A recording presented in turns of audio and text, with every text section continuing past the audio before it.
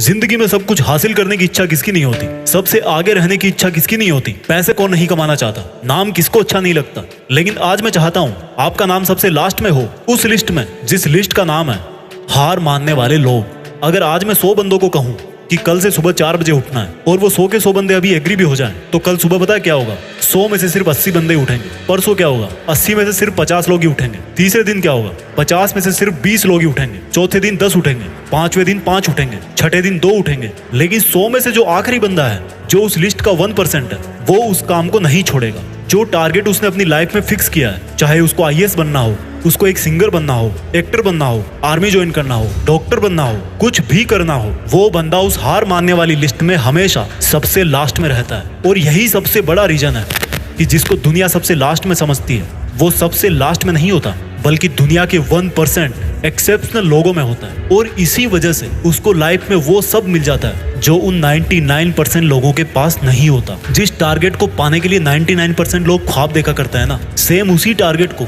वो 1% बंदे हासिल कर लेते हैं जिन्होंने अपने 99% सुखों का त्याग कर दिया। 100% तो कोई भी नहीं होता, लेकिन परफेक्ट बनने का इरादा 100% होना चाहिए। और कुछ लोग तो उन 1% के भी 1% में होते हैं, लाखों में एक होते हैं, करोड़ों में एक होते हैं, पूरी दुनिया में गिने चुने होते हैं।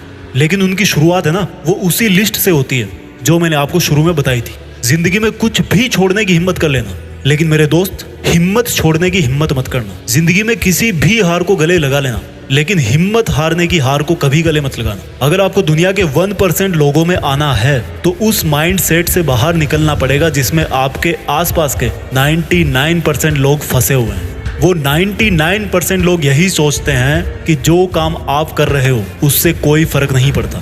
लेकिन मैं कहता हूँ फर्क पड़ता है मेरे भाई।